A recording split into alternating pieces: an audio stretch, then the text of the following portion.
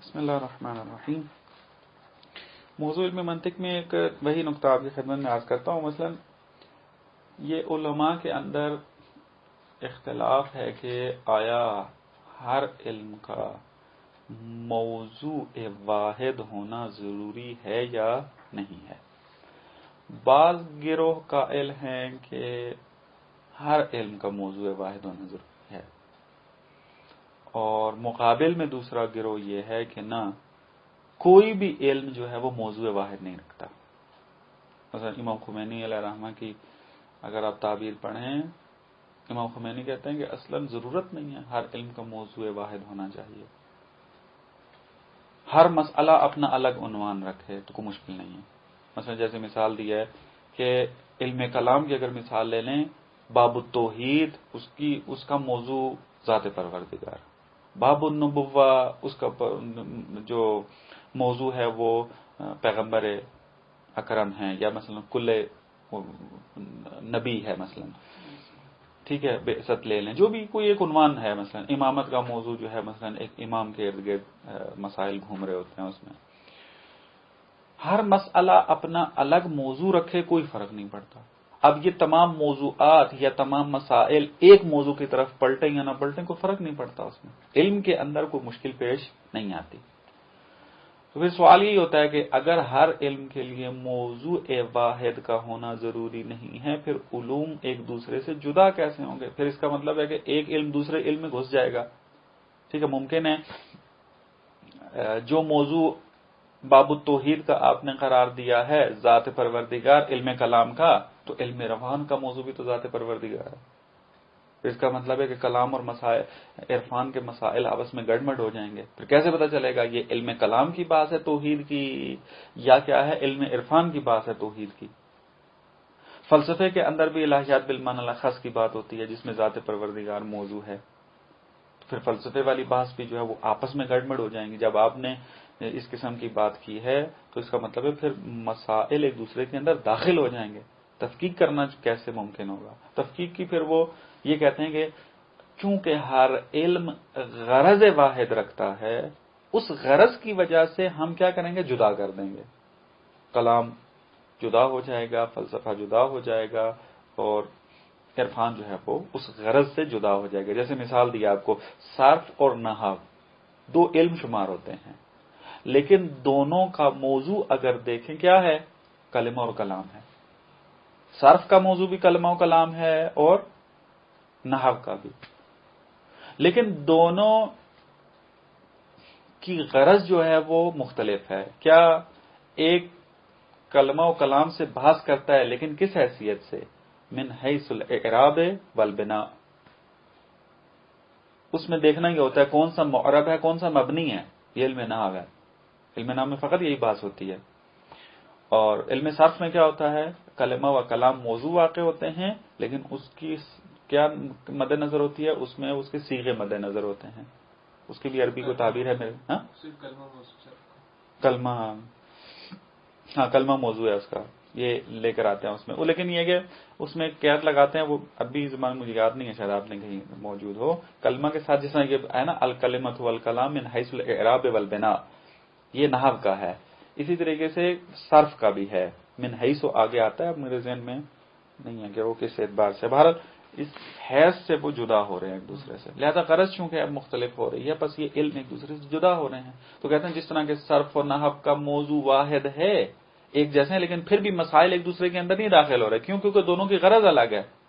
جب غرض الگ ہو جاتی ہے، فائدہ جب الگ ہو جاتا ہے، تو علوم بھی ایک دوسرے سے جدا نظر آتے ہیں۔ کہتے ہیں ہم تمام علوم میں ایسے ہی قائل ہو جائیں، کیوں ایک موضوع کے پیچھے بھاگیں؟ مثلا علم اصول کے اندر جائیں، آپ نے علم اصول کی کتاب پڑھی ہے؟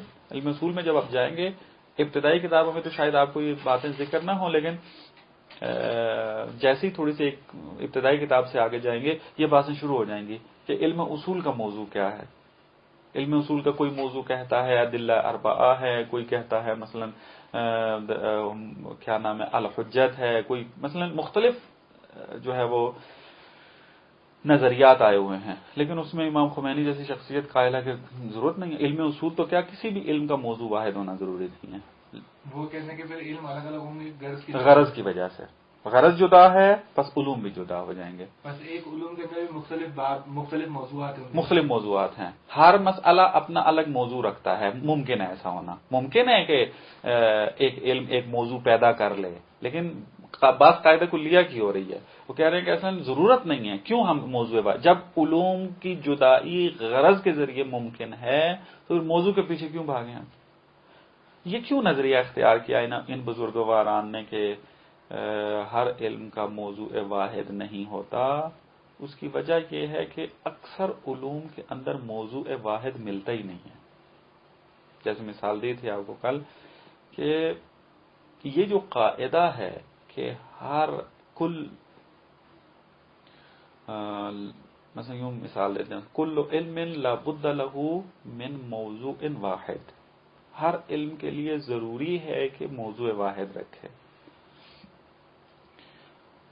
یہ قاعدہ مناطقہ نے تاسیس کیا ہے اور فقط ان علوم کے لیے ہے کہ جو علوم حقیقی شمار ہوتے ہوں. علوم اعتباری جو ہیں ان میں یہ قاعدہ جاری نہیں ہوتا. علوم حقیقی کسے کہتے ہیں؟ علوم حقیقی وہ علوم ہیں کہ جس کے اندر موضوع اور محمول کے درمیان رابطہ ذاتی موجود ہو، جیسے کہ کل تفصیلاً آپ کی خدمت میں عرض کیا ہے. اگر مسائل یا محمول موضوع کے ساتھ رابطہ ذاتی نہ رکھتا ہو تو وہاں کہیں گے کہ یہ علوم جو ہیں وہ علوم حقیقی نہیں ہیں. اور یہ صفت فقط 3 علوم میں پائی جاتی ہے: فلسفہ، ریاضی اور طبیعیات. ان 3 کے جو محمولات ہیں وہ اپنے موضوع کے عوارض ذاتیہ میں سے ہیں، احوال ذاتیہ میں سے ہیں. جیسا کہ کل مثال دی تھی احوال ذاتیہ کی، وہ حالات موضوع کے کہ جو خود موضوع کے ساتھ مرتبط ہوں، نہ کہ کسی چیز کے واسطے کے ذریعے موضوع پر حمل ہو رہے ہوں، نہ ڈائریکٹ موضوع کے ساتھ تعلق پیدا کر رہے ہوں. ان کو کہتے ہیں یہ احوال ذاتیہ میں سے ہیں، جس کو اصطلاحی زبان میں عوارض ذاتیہ کے نام سے یاد کیا جاتا ہے. چونکہ اصولیوں نے غفلت کی اس قاعدے سے، انہوں نے ہر علم کے اندر اس قاعدے کو جاری کرنا شروع کر دیا. جب بھی کسی علم میں بحث کرتے کہتے ہر علم کے لیے موضوع کا ہونا ضروری ہے، چونکہ قاعدہ موجود ہے، بس اس علم کا موضوع کیا ہے. انہوں نے غفلت کی اس بات سے کہ مناطقہ نے یہ قاعدہ جو تاسیس کیا ہے یہ علوم حقیقی کے لیے تاسیس کیا تھا. آپ علم اصول پڑھ رہے ہیں، علم کلام پڑھ رہے ہیں، علم تاریخ پڑھ رہے ہیں، یہ علوم اعتباری ہیں. اعتباری سے کیا مراد ہے؟ یعنی ان کے مسائل، موضوعات اپنے علم کے موضوع کے ساتھ جو بھی آپ فرض کر لیں رابطے ذاتی نہیں رکھتے. کیوں؟ اس وجہ سے کہ ان کے مسائل جعل شدہ ہوتے ہیں. درست ہے؟ مثلا انسان اگر حیوان ناطق ہے تو آیا انسان کو خلق کرنے کے بعد حیوانیت و ناطقیت کو خلق کرنے کی ضرورت ہے؟ نہیں. اگر 4 خلق ہو جائے، 4 کا عدد خلق ہو جائے، زوجیت کو خلق کرنے کی ضرورت ہے؟ نہیں. بس وہ مسائل کہ جو ذات موضوع کے ساتھ ارتباط رکھتے ہوں وہ جعل کے محتاج نہیں ہوتے. جیسے ہی موضوع وجود میں آئے مسائل خود بخود وجود میں آ جاتے ہیں. لیکن باقی علوم کے جو مسائل ہیں جعل کے محتاج ہیں. مثلا نبوت کو شارع نے جعل کیا ہے. اگر شارع کی حکمت کا اقتضا یہ ہوتا کہ اس کائنات کے اندر نبوت نام کا کوئی منصب نہ ہو، آیا آج ہم نبوت سے بحث کر رہے ہوتے؟ نہیں. اسی طریقے سے امامت، اسی طریقے سے معاد، باقی علوم بھی ایسے ہی لے لیں آپ. ان کے مسائل جو ہیں وہ جعل ہوتے ہیں. اس وجہ سے ان کو کہا جاتا ہے یہ ان کے مسائل جو ہے موضوع کے ساتھ رابطہ ذاتی نہیں رکھتے. شارع نے رابطہ ایجاد کیا اس کے درمیان، اور ہماری بات رابطہ ذاتی میں چل رہی ہے کہ جعل کی محتاج نہ ہو کسی کے بھی. جس نے مثال دیا آپ کو کہ انسان خلق ہو گیا، حیوانیت اور ناطقیت خود بخود آئے گی. لیکن ہم یہ علم کلام کو بھی کہہ سکتے ہیں. مثلا ہم نے جب پڑھا تھا تو کہتے تھے کہ مثلا کائنات ہے تو اب نبی ہونا واجب ہے خدا پہ, مثلا قیامت ہونا واجب ہے, تقاضا ہے, مثلا اس کی فضل کا اور اس کی عدالت کا تقاضا ہے. وہی کہہ رہا ہوں, اس میں حکمت الہی, چونکہ خدا کی ایک صفت حکمت ہے, ہم خدا کی اس صفت حکمت سے یہ کشف کرتے ہیں کہ خدا نے معاد کو قرار دیا ہے. اگر خدا معاد کو قرار نہ دیتا تو خدا حکیم نہ ہوتا, بس خدا نے قرار دیا ہے, یہ بات ہوتی ہے وہاں پر. اس طریقے سے نہیں ہے کہ اگر کائنات خلق ہو گئی تو نبوت و معاد بدون اس بات جو ہے وہ اس کے ساتھ موجود ہے نا. نبوت ایک منصب ہے اور منصب جعل ہوتا ہے. اگر خدا کسی کو منصب دے ٹھیک ہے, نہیں دیتا نہ دے. خدا چاہتا ہے میں نبی نہ رکھوں, کوئی اور منصب رکھوں, نبوت سے ہم پاس نہ کر رہے ہوتے. خدا چاہتا ہے کہ مثلا میں معاد کے ذریعے جو ہے ان کو جزا و سزا نہ دوں, بلکہ کسی اور طریقے سے جزا و سزا دے دیتا ہوں. مشکل نہیں تھا, عقل محال نہیں سمجھتی اس کو, درست ہے. تو لہذا باقی علوم کے جو مسائل ہیں وہ جعل شدہ ہوتے ہیں. اس وجہ سے ان کو کہتے ہیں کہ موضوع اور محمول کے درمیان ارتباط, مسائل اور موضوع کے درمیان جو ارتباط ہے وہ ذاتی نہیں ہوتا, بس وہ علوم حقیقی نہیں ہے. جب علوم حقیقی نہیں ہے تو یہ قاعدہ وہاں پہ جاری نہیں ہوتا. پس ایک نظریہ جو تحقیقی ابھی چل رہا ہے وہ یہ کہ علوم حقیقی کے اندر موضوع واحد کا ہونا ضروری ہے, اور باقی علوم میں موضوع واحد نہ بھی ہو تو کوئی حرج نہیں ہے. پھر کیا ہوگا, یہ جدا کیسے ہوں گے آپس سے؟ غرض سے جدا ہوں گے. یہ اس طریقے کی باتیں ہیں جو انشاءاللہ آہستہ آہستہ مطلب واضح ہو جائے گا جب بڑی کتابوں میں وارد ہوں گے. آج ہمارا درس چہارم میں بحث ہے جو تصور اور تصدیق سے شروع ہوتا ہے. شیخ مطہری یہاں پر یہ فرماتے ہیں کہ علم منطق کی بحث کا جب آغاز ہوتا ہے تو تمام مناطقہ نے منطق کے بحث کو علم کے ذریعے شروع کیا ہے, اور اس کی وجہ بھی آپ کو معلوم ہونی چاہیے کہ کیوں علم سے شروع ہوتا ہے. اس کی وجہ یہ ہے کہ چونکہ منطق نے انسان کو صحیح فکر کرنا سکھانا ہے, اور فکر کا ارتباط علم سے ہے. تو جب فکر کی تصحیح کرنی ہے اس کا مطلب ہے علم سے بات کرنی ہے اس نے. اس اعتبار سے پس منطق جو ہے وہ حقیقت علم سے بات شروع ہوتی ہے, کیونکہ علم کی حقیقت معلوم ہوگی, پھر آہستہ آہستہ فکر واضح ہوگی, فکر واضح ہوئی تو مطالب جو ہیں وہ سارے کھل کے سامنے آتے ہیں. اچھا, یہ شاید رہنے کے کون سا نہیں, یہ ہو گیا تقریباً سارا. پھر نیچے آخر میں جو بیان کرتے ہیں وہ یہ کہ تعریف علم منطق تو پیچھے بیان ہو گئی ہے نا. ہاں, یہ کل آخر میں عرض کر دیا تھا کہ موضوع, اب بات یہاں پر یہ آتی ہے کہ علم منطق کا پھر موضوع کیا ہے. تو اس میں کہتے ہیں یہ معرف اور حجت ہے. معرف باب تعریف کے ساتھ مربوط ہے جو باب تصورات کے ساتھ ہے. تو حجت جو ہے یہ باب استدلال اور قیاس کی جو ابحاث ہیں وہ اس کے اندر شامل ہو جائیں گے. یعنی پوری منطق کو انہوں نے جو جمع کر دیا ان دو لفظوں کے اندر ہے, معرف اور حجت. یہ دو یعنی موضوع مرکب ہے, ان کا موضوع بسیط نہیں ہے, ایک نہیں ہے, بلکہ معرف اور حجت دو کر کے ہیں. معرف باب تصورات کے ساتھ مربوط ہے اور حجت باب تصدیقات کے ساتھ مربوط ہے. دو باب ہی ہیں منطق. اچھا, ایسا بھی ہو سکتا ہے ایک علم کے دو موضوع, جیسے کہ مثلا دو موضوع ایک ہی موضوع بنا رہے ہیں لیکن مرکب مان رہے ہیں اس کو. آپ جب بھی کہیں گے موضوع علم منطق کیا, آپ کہیں گے معرف اور حجت. آپ یہ نہیں کہیں گے مثلا علم منطق کے دو موضوع ہیں, ایک معرف اور ایک حجت ہے نا. آپ سے پوچھا جائے گا علم منطق کا موضوع کیا, آپ کہیں گے معرف اور حجت. اس کو واو لگا کے ایک ہی بنا دیا ہے اس طریقے سے, لیکن ہے مرکب, یعنی موضوع اس کا مرکب ہے. اور علم منطق بھی جو ہے وہ, اب یہ بھی بحث ہے بزرگان کے درمیان کہ آیا علم منطق بھی جو ہے وہ اس قاعدے میں آتا ہے یا نہیں آتا, کہ اس کا بھی موضوع واحد ہونا چاہیے یا نہیں ہونا چاہیے. ہمارا تفصیلی گفتگو ہے. خوب عرض ہو رہا تھا کہ علم منطق جو ہے وہ علم سے بحث اپنی شروع کرتا ہے, اور اس کی وجہ بھی واضح ہے کیونکہ علم منطق نے فکر کرنا سکھانا ہے, اور فکر کا تعلق جو ہے وہ علم سے ہے. لہذا علم کی حقیقت واضح ہونی چاہیے پہلے. اسی وجہ سے پھر علم سے اپنی بات کو شروع کرتا ہے. علم کے اندر پھر مختلف باتیں موجود ہیں. فرماتے ہیں علم کو جو ہے وہ تقسیم کیا جاتا ہے تصور اور تصدیق کی طرف, پھر اس تصور اور تصدیق ہر دو کو تقسیم کیا جاتا ہے بدیہی و نظری کی طرف، یعنی تصور یا بدیہی ہوگا یا نظری ہوگا، اور تصدیق جو ہے وہ یا بدیہی ہوگی یا نظری ہوگی، نظری و اکتسابی ہوگی۔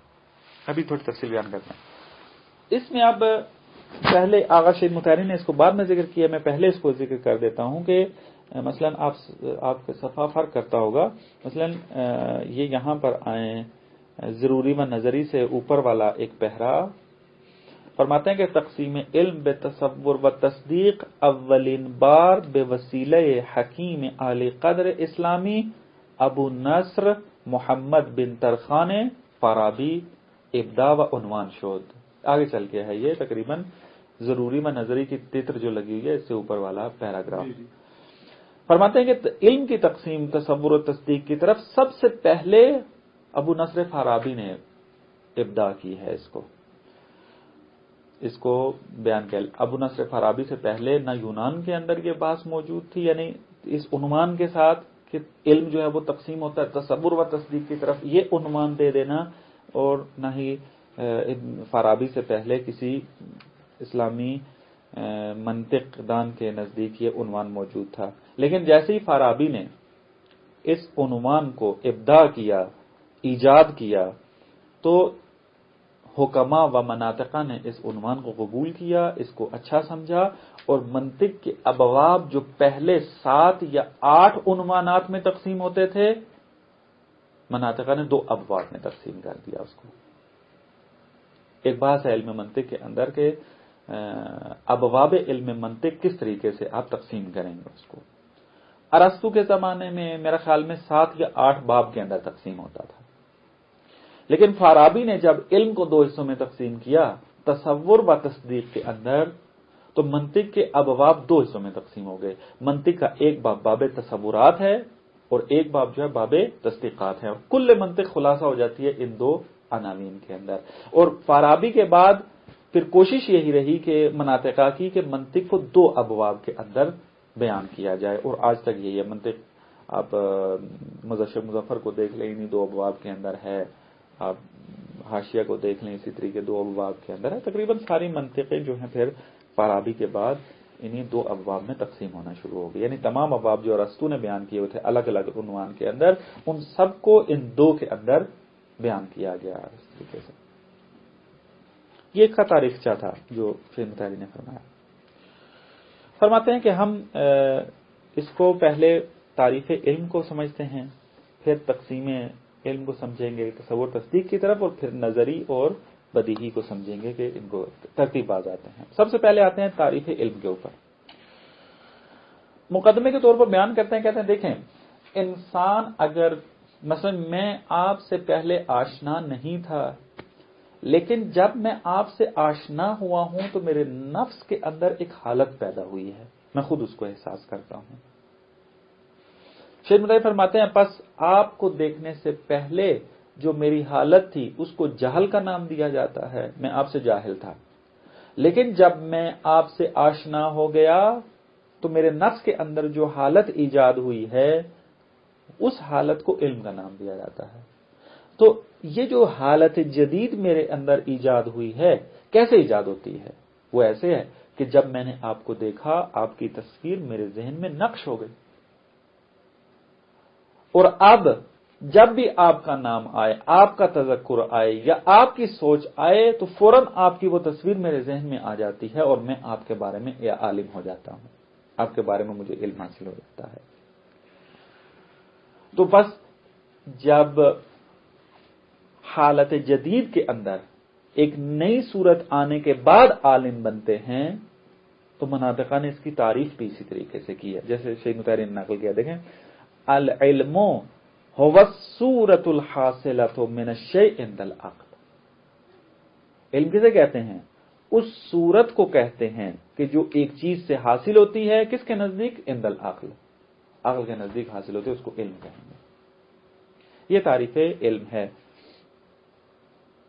پھر کہتے ہیں کہ آپ نے اگر اس کو سمجھنا ہے تو گویا یہ اسی طریقے سے ہے جیسے کوئی جسم جو ہے وہ صورت اپنے اندر قبول کرتا ہے، مثلا کاغذ ہے کاغذ کیا ہے؟ نقش کو قبول کرتا ہے، آپ نقاشی کر سکتے ہیں اس کے اوپر. کہتے ہیں کہ ذہن انسان بھی اسی طریقے سے نقاشی قبول کرتا ہے. آپ کسی چیز کو بھی دیکھیں تو فوراً اس کی تصویر اپنے ذہن میں، ذہن کے اندر نقش ہو جاتی ہے، فوراً ذہن کے اندر آ جاتی ہے. لیکن کہتے ہیں جسم کے اندر نقاشی کرنا اور ذہن کے اندر صورت کا نقش ہو جانا، ان کے درمیان فرق ہے. کیا فرق ہے؟ کہ اگر آپ ورقے پر نقاشی کرتے ہیں تو یہ ورقہ کبھی اس صورت سے کہ جو آپ نے ورقے پر بنائی ہے اس کا عالم نہیں بنتا. لیکن انسان کا ذہن جب اپنے اندر ایک صورت کو ایجاد کر لیتا ہے تو ذہن عالم کہلاتا ہے کہ آپ عالم ہو گئے ہیں. فرق یہ ہے. درست ہے؟ بس علم کیا ہو گیا؟ علم صورت کو قبول کرنا ہے خارج سے، یعنی اس چیز سے جس کو آپ نے دیکھا ہے، اور یہ صورت کہاں جاتی ہے؟ عند العقل جاتی ہے. اس کو آپ علم کا نام دیں گے. یعنی وہ صورت کے جو آپ کے ذہن نے ایجاد کی ہے یا اس کو قبول کیا ہے اس کو علم کا نام دیا جائے گا. یہ علم ہے. پھر کہتے ہیں علم کی تقسیم ہوتی ہے تصور و تصدیق کی طرف. شیخ مطہری فرماتے ہیں کہ دیکھیں، آپ کے ذہن میں جب یہ تصویر آئی، مثلا آپ نے ایک مرتبہ آسمان کو تصور کیا، یعنی آسمان کو دیکھا، آسمان کی تصویر آپ کے ذہن میں آ گئی، اور ایک مرتبہ آپ نے بارش کو دیکھا، بارش کی تصویر آپ کے ذہن کے اندر آ گئی. اگر یہ تصورات یعنی اگر یہ صورتیں کہ جو آپ نے آسمان اور بارش دیکھنے کے بعد ذہن میں بنائی ہیں، اگر یہ اسی حالت میں باقی رہیں تو اس کو کہتے ہیں تصور. یعنی صورت اگر بدون حکم باقی رہے وہ تصور ہے. مثلا آپ نے آسمان کو دیکھا، آسمان کی صورت بن گئی. اب آسمان کے اوپر کوئی حکم نہیں لگایا ابھی آپ نے، آسمان بس آپ کی صورت آپ کے ذہن میں آ گئی. آپ نے بارش کو دیکھا، بارش کی تصویر آپ کے ذہن کے اندر آ گئی. آپ نے کوئی حکم نہیں لگایا بارش کے اوپر. اگر صورتیں اس طریقے سے آپ کے ذہن میں موجود ہوں اس کو کہتے ہیں تصور. لیکن اگر آپ یہ جو دو صورتیں آپ نے اخذ کی ہیں، لی ہیں باہر سے آسمان اور بارش کو دیکھنے کے بعد، پھر ان کے اوپر آپ حکم بھی لگا دیں. آپ کیا کہیں؟ مثلا یوں کہیں کہ آسمان سے بارش برس رہی ہے، اب یہ تصدیق میں بدل جائے گا. یا مثلا آپ کہیں آسمان وجود رکھتا ہے، بارش ہو رہی ہے یا بارش وجود رکھتی ہے، کسی بھی طریقے سے آپ حکم لگا دیں اس صورت کے اوپر، اس کو کہتے ہیں یہ تصدیق ہے.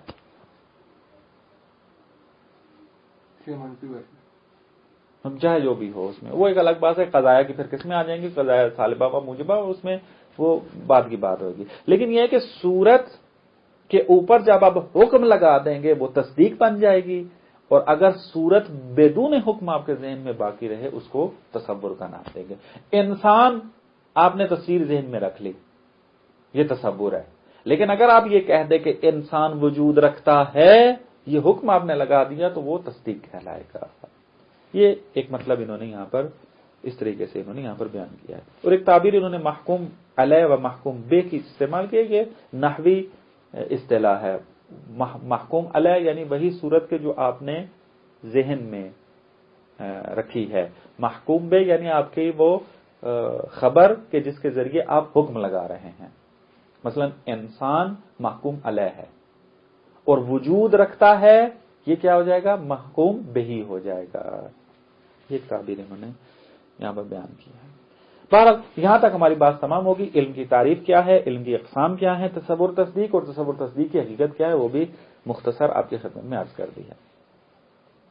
اگلا عنوان جو یہاں پر بیان کرتے ہیں وہ یہ کہ یہ تصور یا بدیہی ہوگا یا نظری ہوگا، اور تصدیق بھی یا بدیہی ہوگا یا نظری ہوگا. الگ الگ جو ہے وہ ملاک بیان کرتے ہیں ان کے کہ تصور نظری کب بنے گا اور بدیہی کب بنے گا، اسی طرح تصدیق جو ہے وہ بدیہی کب بنے گا اور نظری کب بنے گا. شیخ مظفر رحمۃ اللہ علیہ کی کتاب کی طرف رجوع کریں تو یہ ملاک جدا جدا ذکر نہیں ہوئے، وہاں خلط ہوا ہے نباس کا. لیکن شیخ مطہر رحمۃ اللہ علیہ نے یہاں تنہا بیان کیے ہیں اس کو کہ ان دونوں کے بدیہی و نظری ہونے کے ملاک الگ ہیں. ایک ملاک نہیں ہے تاکہ اس ایک ملاک کے ذریعے آپ دونوں کو نظری بنا دیں اور دونوں کو بدیہی بنا دیں نا. تصور کے اندر ملاک الگ ہے بدیہی و نظری کہنے کا، اور تصدیقات کے اندر جو ہے وہ الگ معیار ہے بدیہی و نظری کہنے کا. تصور میں کیا ملاک ہے؟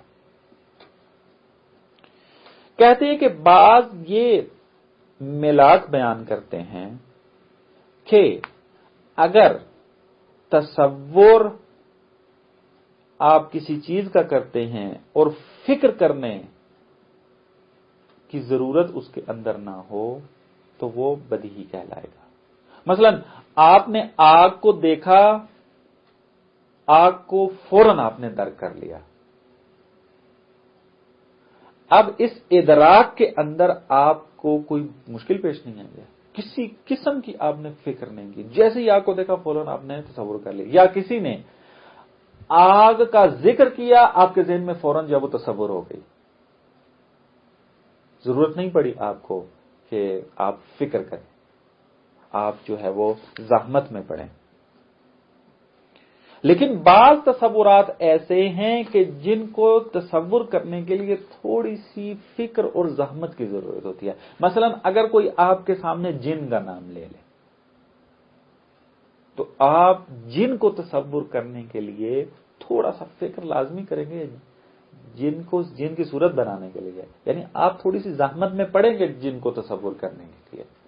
ملک، فرشتہ، اگر کوئی آپ کے سامنے نام لے لے تو اس کو درک کرنے کے لیے آپ کو تھوڑی سی زحمت کرنا پڑے گی، فکر کرنا پڑے گی تھوڑی بہت، تب جا کر آپ ملک کو تصور کر سکیں گے اور جن کو تصور کر سکیں گے. بس ایک بعض بزرگان نے جو ملاک بیان کیا ہے کہ وہ صورت کہ جو بدون فکر آپ درک کر لیں اس کو کہیں گے کہ تصور بدیہی ہے. بدیہی یعنی بدون زحمت، بدون فکر آپ کے ذہن میں حاضر ہو گئی ہے، روشن ہے بہت زیادہ. اور تصور نظری کس کو کہیں گے؟ یعنی آپ کسی چیز کو درک کرنا چاہتے ہیں، اس کا درک فکر کا محتاج ہے. آپ تھوڑی سی فکر کریں گے، تھوڑا سی زحمت کریں گے، تب جا کے آپ کے ذہن میں اس کی تصویر آئے گی. اگر آپ وہ فکر و تصور نہیں کریں گے تو آپ کے اندر وہ صورت ایجاد نہیں ہوگی.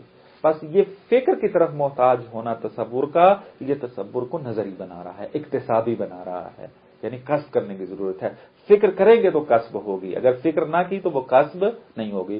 لیکن یہ آگ کا تصور کر لینا یہ کیا ہے؟ آپ بدون کسب جو ہے اس کو حاصل کر رہے ہیں، فکر کی ضرورت نہیں ہوتی. جیسے ہی آپ کے ذہن میں کسی نے نام لیا فوراً بغیر زحمت کے وہ آپ کے ذہن میں ایجاد ہو جاتی ہے. یہ بعض بزرگان نے اس کا ملاک بیان کیا ہے، لیکن سید مطہری جو ہیں وہ اس ملاک کو قبول نہیں کرتے. وہ کہتے ہیں کہ اصل میں ملاک تصور کا نہیں ہے کہ جو آپ یہاں پر بیان کر رہے ہیں، بلکہ یہ جو حرارت و برودت، گرمی اور سردی آپ آسانی سے تصور کر رہے ہیں، لیکن فرشتے اور جن کو آپ آسانی سے تصور نہیں کر رہے ہیں، یہ ان کے تصور کے ساتھ نہیں مربوط بلکہ اس کے وجود کے ساتھ مربوط ہے. یعنی چونکہ آپ حرارت و برودت کے وجود کو آسانی سے درک کر لیتے ہیں کیونکہ حصی ہیں، آپ برودت و حرارت، سردی و گرمی کو آپ حس کرتے ہیں، لہذا آسانی سے اس کو درک کر لیتے ہیں. لیکن ملک و جن، فرشتہ اور جن جو ہیں وہ حصی نہیں ہیں، حواس خمسہ کے ذریعے وہ درک نہیں ہوتے. جب وہ حصی نہیں ہیں تو چونکہ ان کا وجود حصی نہیں ہے، لہذا اپنے وجود کی وجہ سے وہ انسان کے لیے کیا ہے؟ جلدی درک نہیں ہوتے.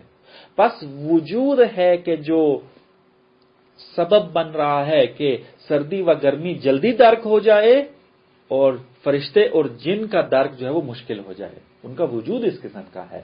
بس خود تصور یہاں پر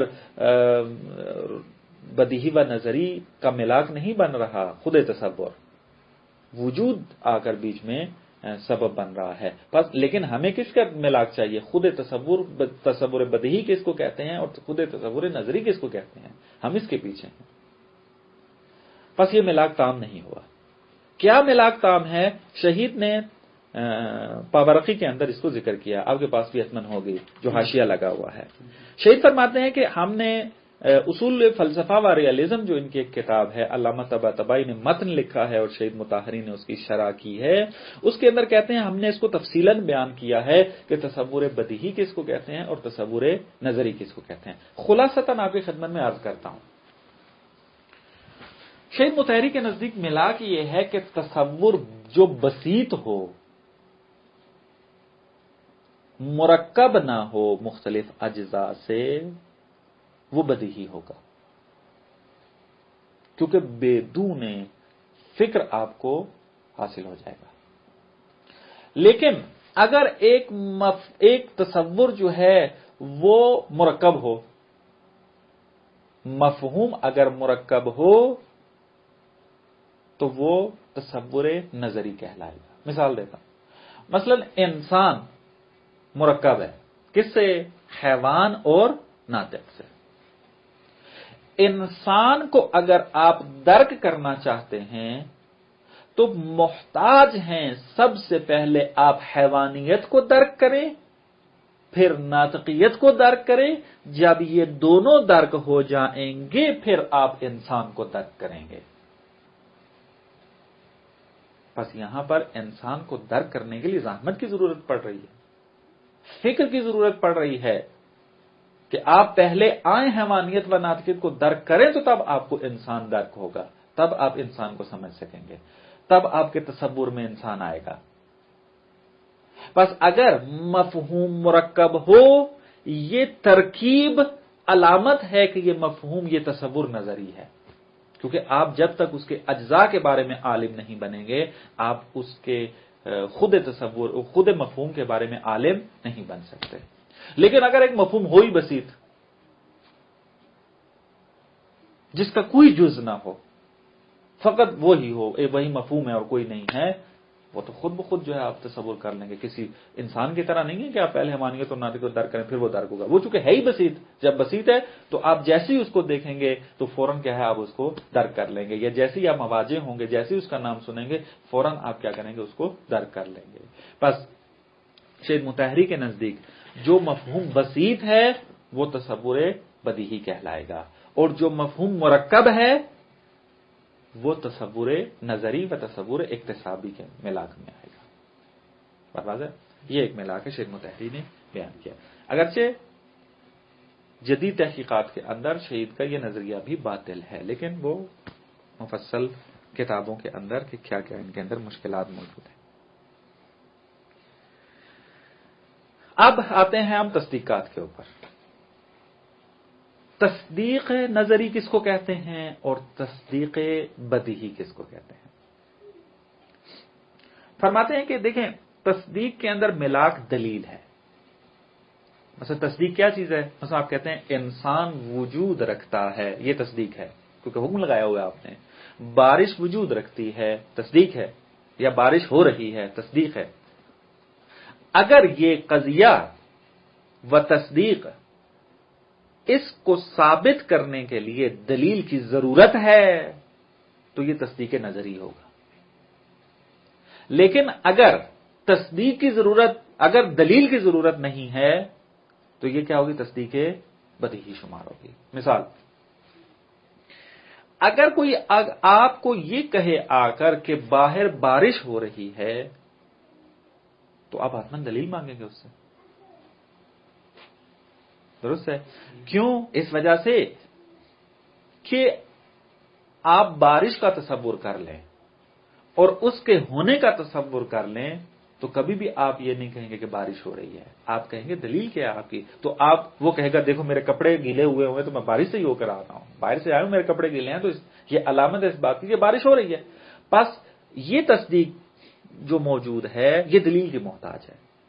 حتماً دلیل دیں گے تو وہ بات قابل اس بات ہوگی، والا قابل اس بات نہیں ہوگی.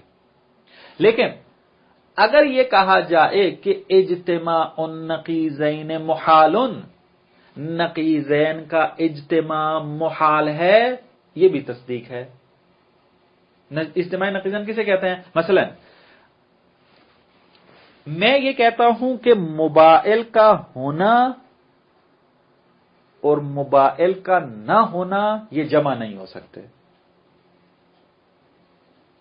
یہ قضیہ ہے، میں نے حکم لگایا ہے کہ یہ موبائل جو میرے پاس موجود ہے اس کا ہونا اور نہ ہونا یہ دونوں جمع نہیں ہو سکتے، یعنی نہیں ہو سکتا کہ موبائل ہو بھی اور نہ بھی ہو۔ بس موبائل کا ہونا و نہ ہونا یہ جمع نہیں ہو سکتے کبھی بھی، یہ قضیہ و تصدیق ہے۔ آیا اس کو ثابت کرنے کے لیے دلیل کی ضرورت ہے؟ نہیں۔ آپ اگر ہونے و نہ ہونے کو صحیح طریقے سے تصور کر لیں تو آپ فوراً یہ حکم لگائیں گے کہ نہیں ہو سکتا یہ جمع ہو۔ مثلا آپ ہوں بھی اور نہ بھی ہوں، ممکن ہے؟ نہیں ہو سکتا۔ مثلا اس وقت میرے سامنے جب آپ بیٹھے ہیں، میں کہتا ہوں اس وقت آپ ہیں بھی اور نہیں بھی ہیں، ممکن نہیں ہے۔ آپ اس وقت یا ہیں یا نہیں ہیں، یہ نہیں میں کہہ سکتا کہ آپ ہیں بھی اور نہیں بھی ہیں اسی وقت۔ ہاں یہ ہو سکتا ہے کہ اس وقت میرے سامنے بیٹھے ہیں لیکن اگلے منٹ میں آپ نہ ہوں یہاں پر، میں کہہ سکتا ہوں کہ آپ ہیں بھی نہیں بھی ہیں، لیکن زمان چینج ہو رہا ہے کہ ایک منٹ پہلے آپ تھے، ایک منٹ بعد آپ نہیں تھے۔ لیکن بات یہ ہو رہی ہے کہ اس وقت آپ میرے سامنے بیٹھے ہیں اور آپ ہوں بھی اور نہ بھی ہوں، یہ جمع نہیں ہو سکتا، ایک ہی جگہ پر یہ نہیں ہو سکتا، ایک ہی زمانے میں یہ نہیں ہو سکتا۔ بس یہ تصدیق جو ہے کہ اجتماع نقیزین محال ہے، یہ تصدیق دلیل کی محتاج نہیں ہے۔ آپ اجتماع نقیزین کو تصور کر لیں اور محال ہونے کو تصور کر لیں، یہ دو تصور ہی آپ کی تصدیق کے لیے کافی ہیں، دلیل کی ضرورت نہیں ہے۔ بس وہ تصدیق کہ جس میں دلیل کی ضرورت نہ ہو وہ بدیہی ہے، اور وہ تصدیق کہ جس میں دلیل کی ضرورت ہوتی ہو وہ نظری ہے۔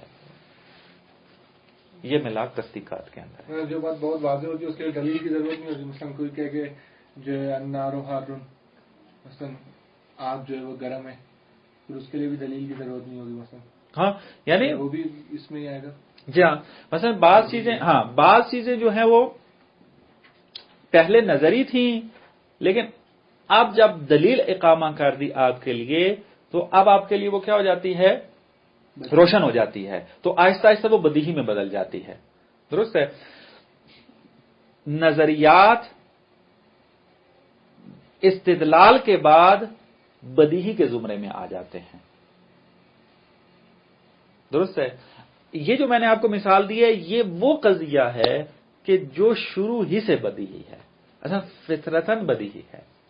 بچے کو بھی اگر آپ دیکھیں نا تو وہ بھی اجتماع نقیزین کے محال ہونے کو درک کرتا ہے۔ 4 سالہ 5 سالہ بچہ جس کو تھوڑی بہت تمیز آ گئی ہے، اس کو اگر کہیں کہ یہ جو ہاتھ میں تمہارے آئس کریم ہے یہ آئس کریم ہے بھی اور نہیں بھی ہے تو وہ بھی ہنسنے لگ جائے گا۔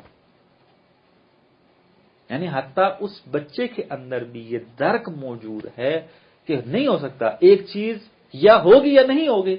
اب یہ جو کہہ رہے ہو کہ یہ ہے بھی اور نہیں بھی ہے، یہ وہ بچہ بھی درک کر رہے تھے، غلط کام کر رہے ہیں اس میں۔ تو لہذا اس تصدیق کو خود بچہ بھی درک کرتا ہے، تو بچہ دلیل کا محتاج نہیں ہے۔ بس یہ بعض ہمارے لیے مفاہیم، بعض ہمارے لیے تصدیق بعض ایسی ہیں کہ جو انسان جو ہے وہ آسانی سے درک کر لیتا ہے۔ جیسے الکل اعظم من الجز، کل ہمیشہ جز سے بڑا ہوگا۔ درست ہے؟ اس کو انسان جو ہے وہ بداہتاً درک کرتا ہے، دلیل کی ضرورت نہیں ہے۔ اصلا کوئی پوچھے گا بھی نہیں آپ سے کہ دلیل لے کر آؤ کیسے کل جز سے بڑا ہو گیا۔ مثلا یہ آپ کا میز جو ہے یہاں پر اس کے مختلف اجزاء ہیں، یہ پورے کے پورا اجزاء مل کر کیا ہے ایک کل تشکیل دے رہا ہے جس کو آپ میز کا نام دیتے ہیں۔ یہ میز بڑا ہے کس سے؟ اپنے ہر ایک جز سے۔ اس کا ایک تختی ہے، میز اس سے بھی بڑی ہے۔ یہ اس کی ٹانگیں ہیں مثلا، میز اس سے بھی بڑی ہے، کیونکہ ٹانگ ایک ہے، لیکن میز کیا ہے؟ مختلف اجزاء کا مجموعہ ہے۔ بس الکل اعظم من الجز، قضیہ بدیہی ہے، بدون دلیل انسان در کر لیتا ہے۔ خلاصہ یہ کہ ہر وہ قضیہ کہ جو بدون دلیل کا محتاج نہ ہو تصدیق کے اندر، وہ بدیہی ہے، اور جہاں پر تصدیق میں دلیل کی ضرورت پیش آتی ہو وہ کیا ہو جائے گا؟ نظری ہو جائے گا۔ یہ ملاک ہے۔ پس تصور میں بداہت کا اور عدم بداہت کا ملاک اور ہے، اور تصدیق کے اندر یہ جدا ہے، فرق کرتا ہے اس میں۔